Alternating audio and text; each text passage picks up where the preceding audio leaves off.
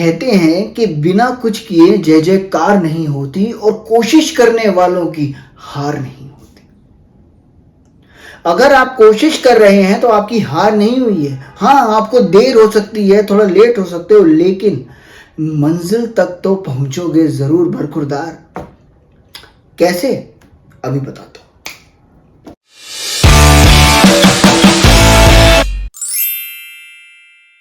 नमस्कार, आदाब, सत श्री अकाल, वनकम, कैसा गाय गेड़ो हाल कीम जो का मना की कैसे हो आप सब। मेरा नाम है लोकेश भारती और आपका स्वागत करता हूं भारतीय पॉडकास्ट की series failures to success and back के एक नए एपिसोड में।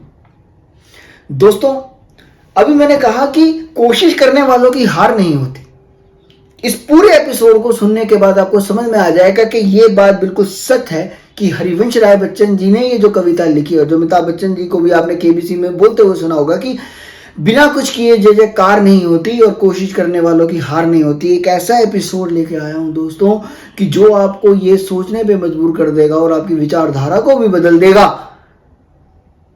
कि कोशिश करने के बाद भी मुझे मात मिली, लेकिन अगर कोशिश सच्चे दिल से की जाए तो वो आपको 100% रिजल्ट ला कर देती है। इससे एपिसोड में मैं आपको बताऊंगा कि मेरे एक दोस्त की और मेरी कहानी, जिन्होंने साथ में एक पेपर की तैयारी करी लेकिन रिजल्ट बिल्कुल डिफरेंट आया।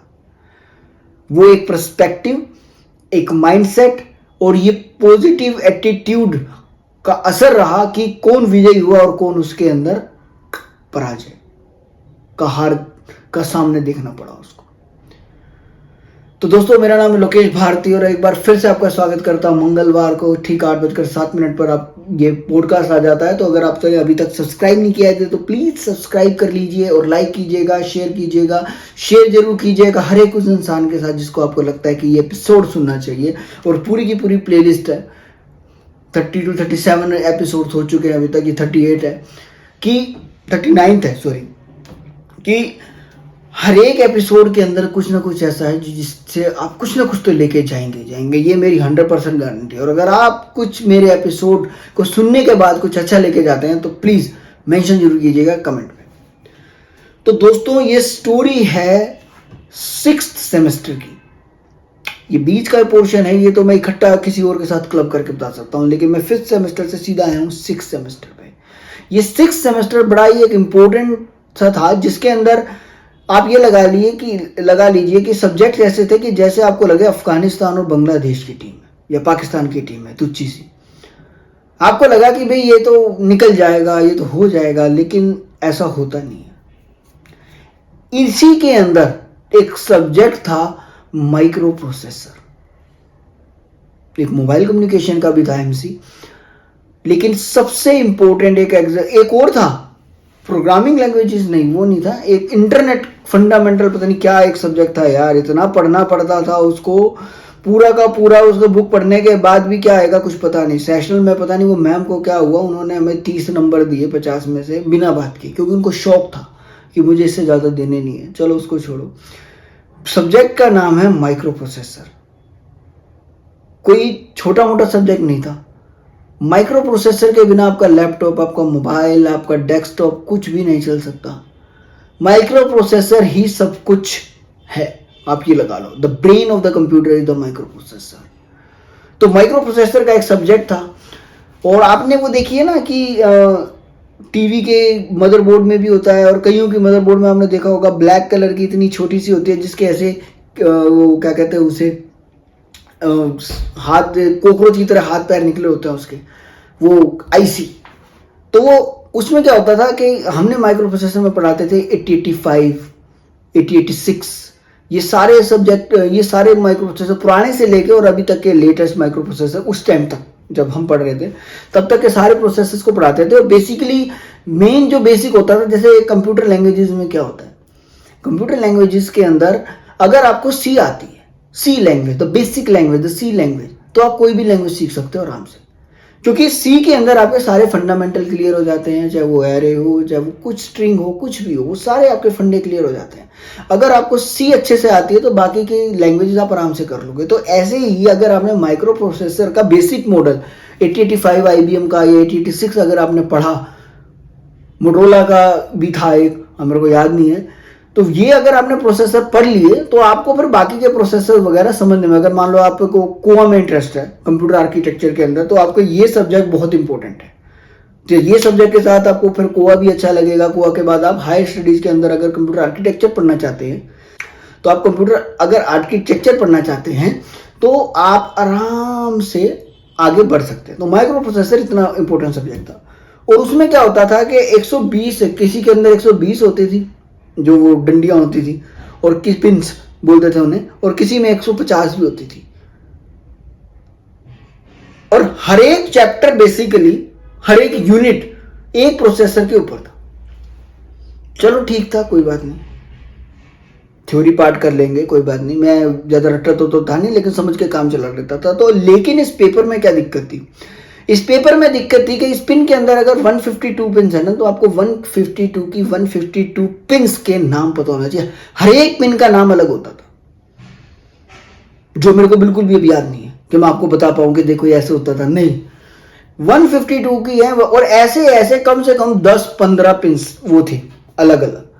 सोचो आपने अगर एक भी मिसमैच कर दिया तो पूरा का पूरा क्वेश्चन गलत। 20 नंबर का क्वेश्चन आता था। 20 नंबर का क्वेश्चन बहुत आसान बात नहीं है भाई साहब, बहुत मुश्किल चीज़ है 20 नंबर के क्वेश्चन में लिखना।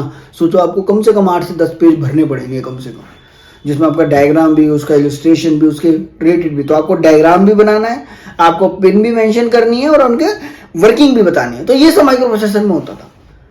अब मैंने तो उड़ता उड़ता जो क्लास के अंदर पढ़ा था, क्लास के अंदर भी लगता था यार पता नहीं है मैम क्या करा रही है, इसको तो रट्टा मारना पड़ेगा, रट्टा मेरे अंदर है, मेरे जीन्स में है नहीं, मैं करूं क्या। तो ऐसे ही होता रहा।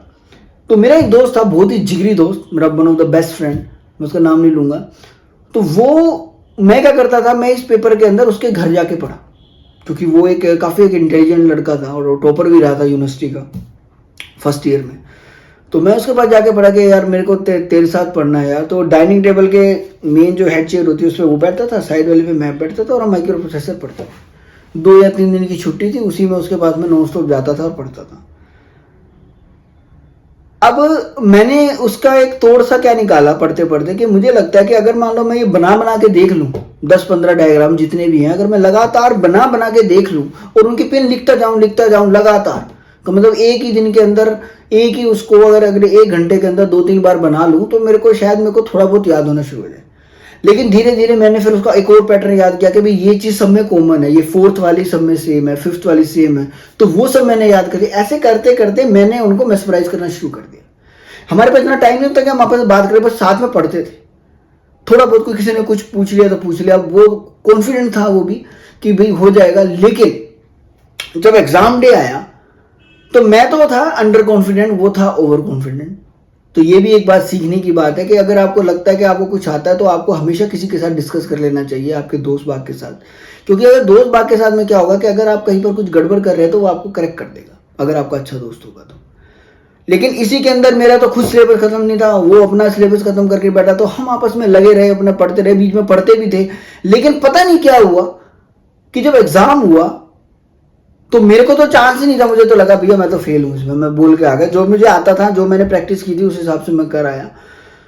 जब रिजल्ट आया ना तो उसकी तो आ गई सप्ली, वो हो गया फेल और मैं हो गया पास। डिसेंट नंबर्स के साथ में पास हो गया उसके अंदर, और वो फेल हो गया। बड़ी हैरानी की बात हुई। तो हमने एनालिसिस किया कि क्या गलती कहां हो गई।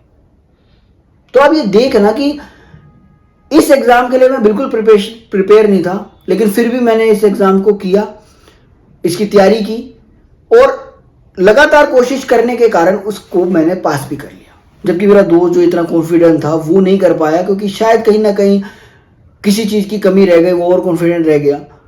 तो ये बात भी समझने की है कि हमें ओवर कॉन्फिडेंट नहीं होना चाहिए किसी भी चीज़ को, किसी सब्जेक्ट को लेकर। लेकिन अगर मान लो आपको मैथ बहुत स्ट्रॉन्ग है या साइंस बहुत स्ट्रॉन्ग है, तो आपको लगे कि नहीं यार इसके पेपर में मैं क्या पढ़ूंगा, तो मेरे को आता ही है, चलो ऊपर से डालूं, तो नहीं, कहीं ना कहीं आप गड़बड़ खा जाओगे।